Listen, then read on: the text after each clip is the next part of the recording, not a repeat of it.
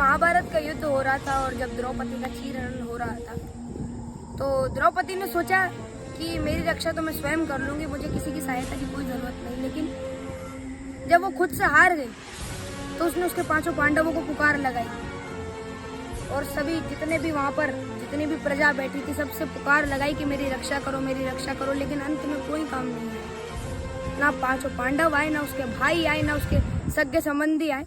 लेकिन अंत में जब श्री कृष्ण भगवान से उसने पुकार लगाई कि हे माधव अब आपको ही मेरी रक्षा करनी है, तो अंत में श्री कृष्ण भगवान आए और द्रौपदी की लाज बचा कर चले। तो फिर द्रौपदी ने कहा कि हे प्रभु, आपने इतना समय क्यों लगा दिया है? मैंने सबके पास पुकार लगाई कि मेरी रक्षा करो, लेकिन आपने अंत में आकर मेरी रक्षा करी है।